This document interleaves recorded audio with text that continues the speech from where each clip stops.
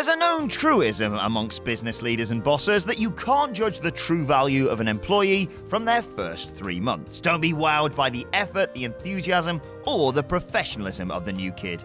It probably won't last. By the same token, a newbie straggling to work 15 minutes late 1 week in is a sign that things, might not work out in the long term.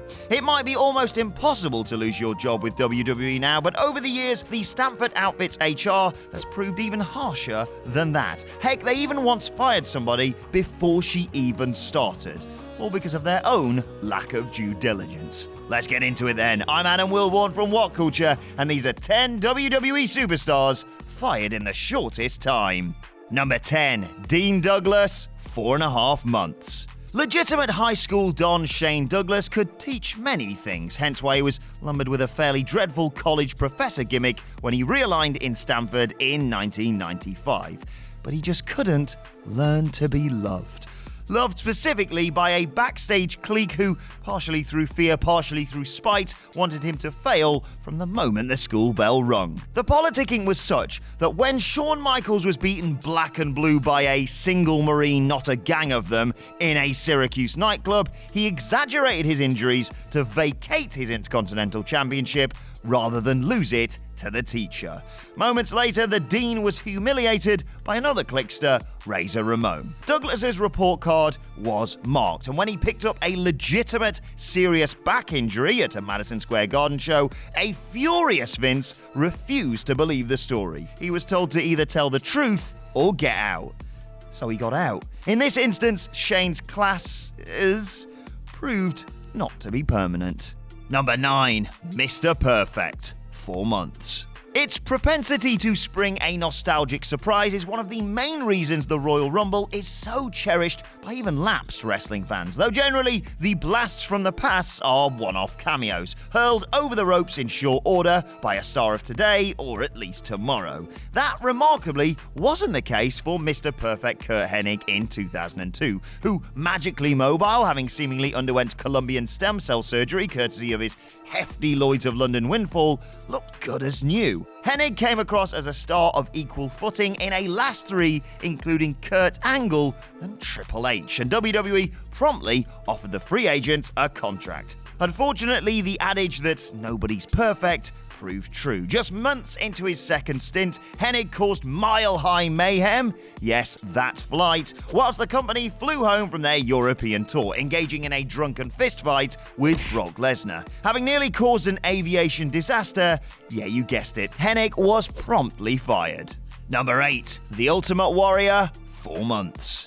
Vince McMahon just could not resist the tasseled vascularity of the Dingo Warrior, no matter how many times it took his, proverbial baby. Despite being, to put it mildly, right fannied around by the industry's premier rope shaker across 1992, the WWE honcho nevertheless deemed the irascible Warrior, in spite of his inflated physique and 80s association, a perfect fit for his new generation. The metaphorical red carpet, in the form of a future-proof Triple H, was unfurled for Warrior's Herculean return with such ferocity it's a wonder the game didn't get friction burns. A sub-2-minute humiliation of Hunter was soon followed by a, you guessed it, rambling Raw promo, and it seemed as though Big Jim, after 4 years away, was right back in the swing of things. Regrettably, that was precisely the case. By July, Warrior was skipping dates to spend time with his ailing father, a man McMahon claimed his absent star hadn't seen in 10 years. The actual reason, of course, was money. Warrior claimed his contract had been breached through his merchandise being sold at house shows without royalties. McMahon claimed he breached his contract by failing to come to work. Only one side was ever going to win this dispute. Number 7, Marty Jannetty, 3 months.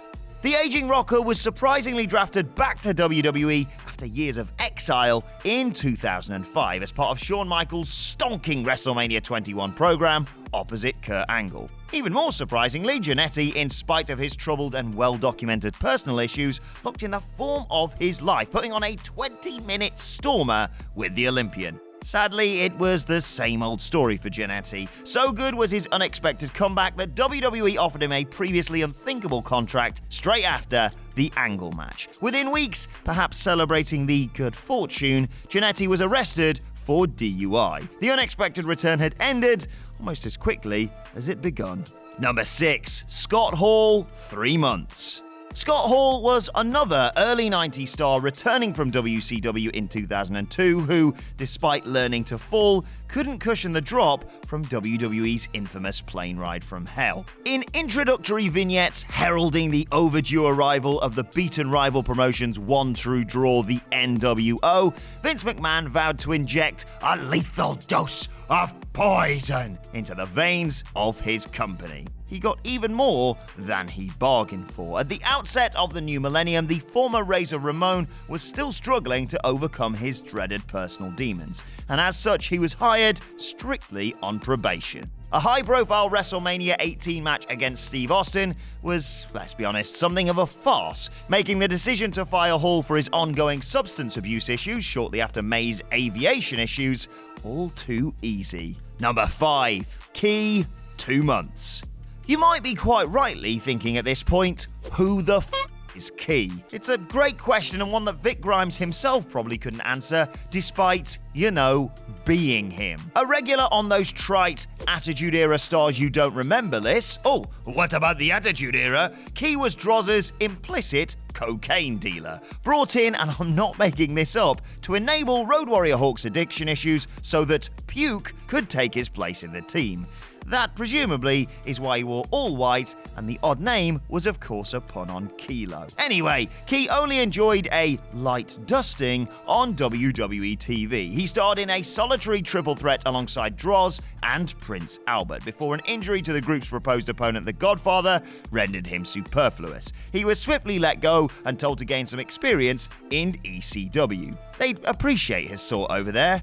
Overall, though, bad crack. Number 4. Public Enemy, 2 months. The Public Enemy very quickly became office ones when they made the migration from their natural habitat of ECW to a distrusting and disrespecting WWE locker room in 1999. The air of animosity didn't stem so much from Johnny Grunge and Rocco Rock's particular brand of garbage, but the fact that at the onset of the Monday Night Wars, the pair had rejected the company's advances for a more lucrative stint in Atlanta.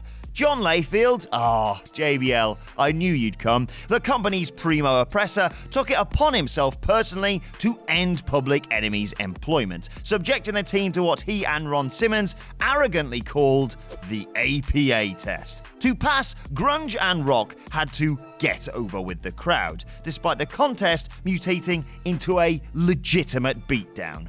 Obviously they failed, and one match later, they were sent packing.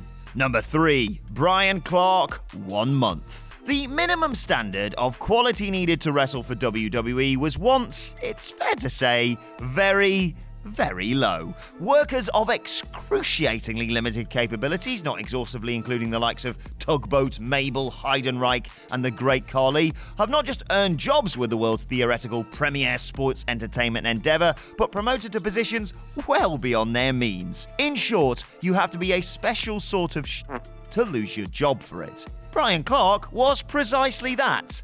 Congratulations? Though perhaps his biggest crime was making The Undertaker look abysmal in the process. Nominative determinism ensured that the tag team of Clark and Bryan Crush Adams, collectively known as Chronic, were just that. And it didn't get any better when they alighted in WWE as part of WCW's abortive invasion.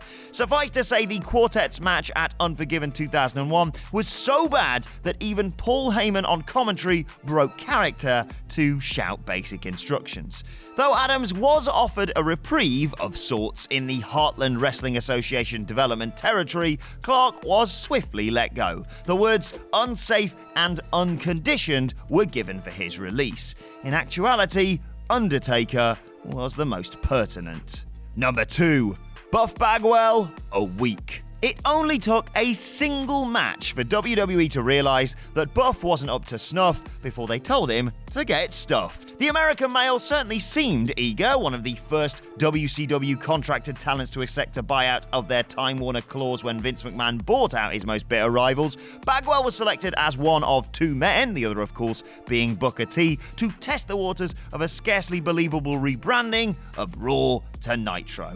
Obviously, it wasn't a success, or else Tony Schiavone would today be calling Mondays and not Wednesdays. The match went down so poorly with the Tacoma crowd that any plans for a WCW revival were promptly scrapped. A week later, Buck was sacked. Apocrypha has that the awful match effectively lost him his job, though didn't harm Booker T's prospects any. Bagwell himself was at a loss to explain his firing, although a backstage fight with Shane Helms missing a taping because of a fake injury and his mother Judy calling Jim Ross to complain about his schedule, probably didn't help.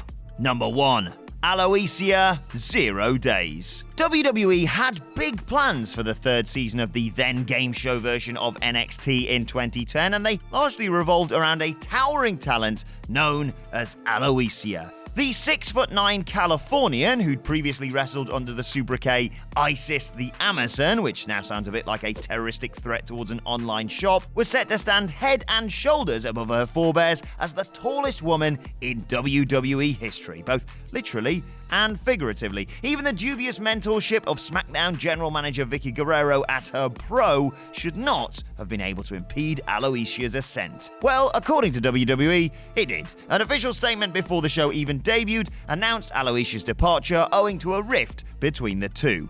In reality, the company had got wind of raunchy, albeit tasteless, photo shoots of their next big thing spread across the internet. Given how John Laurinaitis scouted talent at the time, it's a wonder WWE hadn't found out sooner.